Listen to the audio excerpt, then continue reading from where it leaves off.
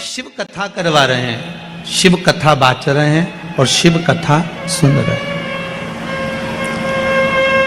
आप और हम तो केवल एक निमित्त है, निमित्त से ज्यादा और कुछ नहीं। जितनी देर बैठो शंकर को पाने का प्रयास करना। बाजार जाते हो तो बाजार में जाकर एक लक्ष्य बनाकर जाते हो कि मुझे ये चीज खरीदना है, मुझे ये कपड़ा लेकर आना है। घर से चली थी तो विचार कर कर चली थी कि मुझे आधा किलो चने की दाल लाना है, आधा किलो चावल लाना है, आधा किलो दाल लाना है, मुझे ये सामान लेकर आना है। उसी तरह जब आप अपने घर से निकलो तो एक लक्ष्य बनाकर निकलना कि मैं कथा में जा रही हूं और मैंने सुना है कि कथा सुनने वाले का 3 महीने में बाबा भंडार भर देता है, तो मेरा भी भरेगा। मैं जाऊं उसको श्रवण करने का। मेरे शंकर को मुझे पाना है, मेरे शंकर को मुझे लेकर आना है। मेरा शिव मेरे साथ होना चाहिए, मेरा ओघड़दानी मेरे साथ होना चाहिए। शंभो शरणे पड़ी मांगू दुख तो दया करी ने दर्शन तेरी। शिव बुलाया है आपको, बुलाया किसी ने नहीं, शंकर सुनाने वाला है।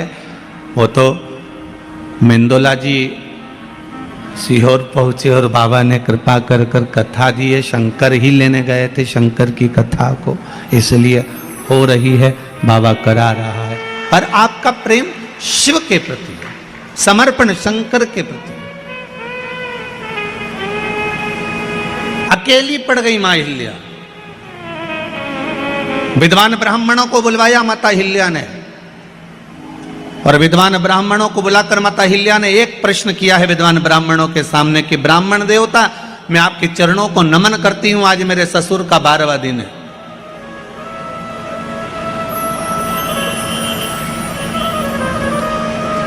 टाटा संपन्न की हल्दी, इसका सुनहरा पीला रंग नहीं उतरता क्योंकि इस पे चढ़ा है नेचर के प्यार का रंग। और इसका टाटा संपन्न हल्दी विद नेचुरल ऑयल, इसमें है नेचर का प्यार भरा। तो आप क्या चुनेंगे, साधारण या संपन्न?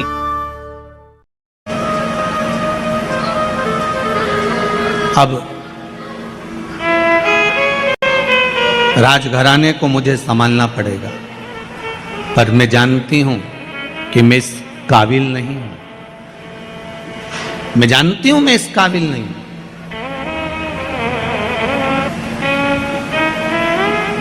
गुरुजन के सामने शून्य बनकर जाना कि मुझे कुछ नहीं आता। घर के बड़ों के सामने जाना तो शून्य बनकर जाना कि मुझे कुछ नहीं आता। जो ज्यादा समझदार बनकर जाता है ना, सबसे ज्यादा काम उसी को संभालना पड़ता है। घर में 2 तरह की बहू होती है, एक समझदार एक पगली। आप उसमें से कौन सी हो हमको नहीं मालूम, पर कल कथा में हमने कहा था कि जितने भी बैठे हैं सब पागल ही हैं, तो पगली बहू हो गया है। 2 तरह की बहू होती है घर में, एक समझदार एक पगली। जो समझदार बहू होती है ना, घर में शादी आती है तो सारा काम वो संभालती है। मम्मी जी ने रोटी खाई कि नहीं खाई, मामा जी आया कि नहीं आया, काका जी ने भोजन करा कि नहीं करा, अभी तक फूफा जी तो आए ही नहीं। बेचारी काम में लगी रही और उधर बैंड बाजा बजता रहा, लोग माता पूजने चले गए और ये घर में ताला कुची लगाती रह गई। बेचारी काम करते करते चाबी लेके दौड़ी, फिर याद आया कि पूजन में माता जी की चुनरी तो घर में ही रह गई, फिर भागी, फिर चुनरी लेके आई। जो समझदार थी ना, इसलिए बार बार इसको जाना पड़ रहा, समझदार थी ना, इसलिए बार बार काम करना पड़ रहा। और एक घर में बहू ऐसी होती है जिसमें अकल नहीं होती है। लोग कहते हैं हमारी छोटी बहू में तो बिल्कुल अकल नहीं, ये तो पगली है। जो पगली है वो माता पूजन में सज धज के खजूर वाली चोटी बना के नाचे कूदे, एंजॉय करे। सबसे ज्यादा एंजॉय वो ही करती है जो पगली होती है।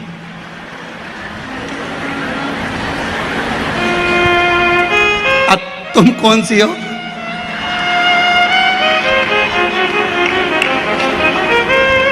जो ज्यादा समझदार होता है उसको सारा काम करना पड़ता है।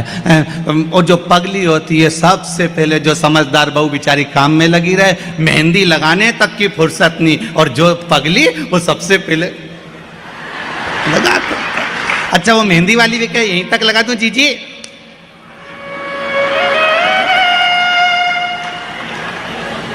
पगली।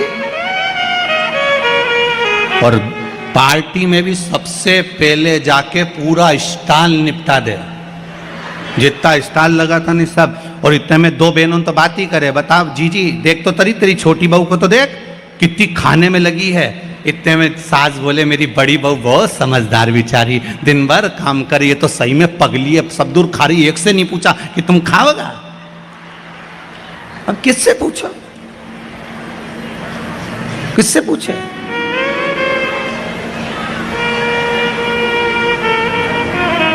श्रीमद् भागवत कथा में लिखा है जड़ भरत का चरित्र। ऋषभ देव जी महाराज के यहाँ भरत हुए, और भरत जी के जब प्राण छूट गए फिर नाम हिरण की योनि मिली, हिरण की योनि से छूटे फिर मनुष्य की योनि मिली। श्रीमद् भागवत कहती है मनुष्य की योनि मिलने के बाद में उनका नाम पड़ गया भरत। एक बार बड़े भाई ने कहा जा खेत पे से चिड़िया उड़ाना, चिड़िया उड़ाने गया, मन में आ गया राम जी का खेत, राम जी की चिड़ैया कौन उड़ाए? तो बड़े भाई ने लात मारकर भगा दिया, ये तो पगला है, ये तो पागल है, मूर्ख है, और उसी का नाम कह दिया ये जड़ भरत है। नाम पड़ गया जड़ भरत। जड़ मतलब पागल, पागल मतलब प्रमोशन, समझदारी मतलब डिमोशन। ये समझदार है, ये पगला है।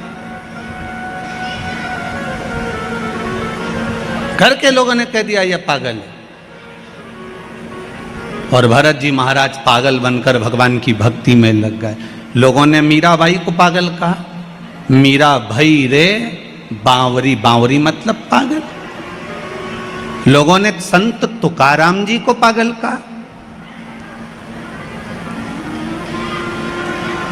संत तुकाराम जी।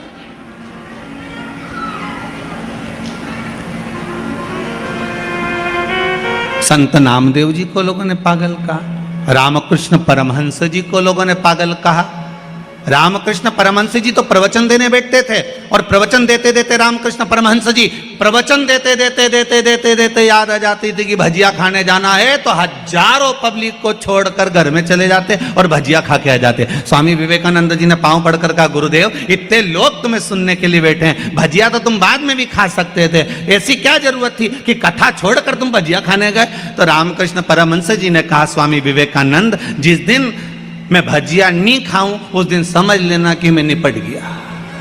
तो रामकृष्ण परमहंस जी से स्वामी विवेकानंद ने कहा आपकी भजिए में इतनी आसक्ति है, भजिया इतना पसंद है आपको? तो रामकृष्ण परमहंस जी ने कहा भजिया पसंद नहीं है, प्रवचन करते करते करते करते मेरा मन माँ जगत जननी जगदम्बा में समा जाता है, उस मन को लाने के लिए मुझे भजिया याद करना पड़ता है, इसलिए पृथ्वी पर जीवित बना रहता हूं। ये संत हैं, लोगों ने इनको पागल कर दिया। रामकृष्ण परमहंस जी को लोगों ने पागल कर दिया, संत तुकाराम जी को लोगों ने पागल कहा, नामदेव जी को लोगों ने पागल कहा। नामदेव जी के घर में लग गई आग, नामदेव जी ने दूसरा भी दरवाजा खोल दिया, अग्नि देवता से कहा इसमें भी घुस जाओ, जा आग लगा दो, कुर्सी रखी इसमें भी जला दो। गांव के लोग तो पानी डाल रहे और नामदेव जी आग लगा रहे। गांव के लोगों ने कहा नामदेव जी हमने तुम्हारे लिए एक गादी, 2 कंबल, 1 तकिया बचा लिया, ठंड का समय है, रात को सोओगे कैसे? नामदेव जी ने कहा कहाँ है? तो क्या ये रिया? गांव के लोगों से लेकर नामदेव जी ने कहा लो अग्नि देवता तुम ही सो लो, और अग्नि देवता को दे दिया वो कम्बल गद्दा भी। गांव के लोगों ने कहा ये तो पगला है, बताओ इसके लिए बचा के रखा था, इसने और आग लगा दिया। गांव के सरपंच ने कहा आज रात्रि को नामदेव को कोई कम्बल मत देना, कोई गादी मत देना, इसको ठंड में कांपने दो, पड़े रहने दो इसको।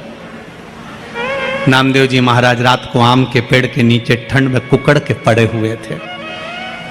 इतने में भगवान को लगा कि मेरे नामदेव ने अग्नि में भी मेरा दर्शन करा है, मेरे नामदेव ने अग्नि में भी मुझे देखा है। तो तुरंत मेरे नारायण रात्रि को आए नामदेव को गादी तकिया लगाकर मखवल के गादी पर तकिए पे सुलाकर चले गए और पूरे सुंदर झोपड़े का निर्माण कर दिया, सुंदर निर्माण कर दिया, बहुत सुंदर भवन का निर्माण करा। रात्रि के बाद में सुबह सुबह गांव के लोगों ने विचार करा जरा कि नामदेव की हालत क्या है, जिंदा है कि मर गया। जाके देखा तो नामदेव तो मखवल के गादी तकिया पे सो रहा है। सुंदर झोपड़ी बनी, इतनी सुंदर कि किसी ने देखी नहीं थी, इतनी सुंदर बनी। सारे गांव के लोगों ने कहा, नामदेव जी तुम्हारी ये झोपड़ी किसने बनाई? नामदेव जी बोले, पता नहीं, परंतु हमारा कोई रिश्तेदार आया होगा। सारे गांव के लोग बोले, नामदेव जी हाथ जोड़ के निवेदन है, एक आध मकान ऐसा हमारा भी बनवा दो। नामदेव जी ने कहा, लगाओ आग, अपना अपना घर में आग तो लगा, अभी बन के तैयार। तुम आग लगाओगे मकान तैयार हो जाएगा, लगाओ तुम आग। पागल का, संतों को पागल का, भगवंतों को पागल का, भक्तों को पागल का। यहां तक शास्त्र कहता है जितने कथा बाचने वाले ये भी पगले, और जो कथा करवाने वाले वो भी पागल, और जो सुनने वाले वो भी पागल। सब पागलों की गिनती में हो। समझदार तो वो हैं जो कथा में नहीं आए, 8 बजे से दुकान पे जाए, 11 बजे तक कमा धर धर धर रखते जा, जोड़ आखिरी में सब यहीं छोड़। इतना बड़ा फोटो टेबल पे और प्लास्टिक के फूल की माला, और वो भी पंखे में हवा में डोले, इससे ज्यादा कुछ। और पूरा जीवन बस कमाने में गवा दिया, पर राम नाम, कृष्ण नाम, शिव नाम कभी नहीं गाया। वो समझदार। और हमें भगवान भोलेनाथ जी से कह देना, हमको समझदार मत बनाना, हमें समझदार मत बनाओ, हमें तो आपकी भक्ति पर मोक्ष नहीं। मोक्ष शिव महापुराण में ही ढूंढ सकते हो, मोक्ष शंकर की कथा में ही ढूंढ सकते हो।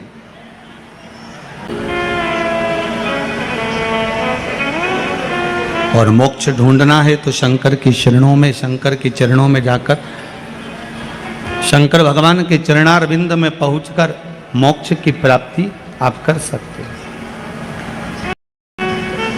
शिव के चरणों में। इसलिए भगवान देव अधिदेव महादेव की प्रार्थना, देव अधिदेव महादेव से निवेदन, देव अधिदेव महादेव से विनती, ये सुख देने वाले।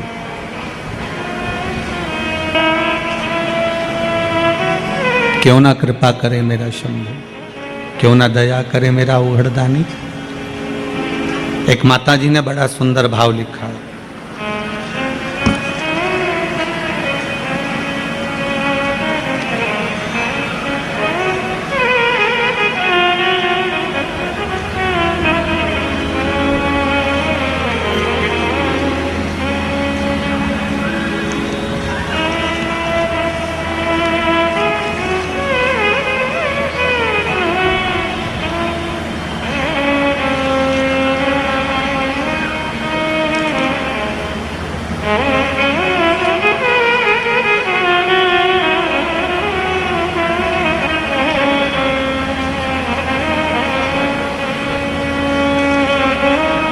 दुनिया के लोग जरा सी बात से आपको छोड़ देते हैं।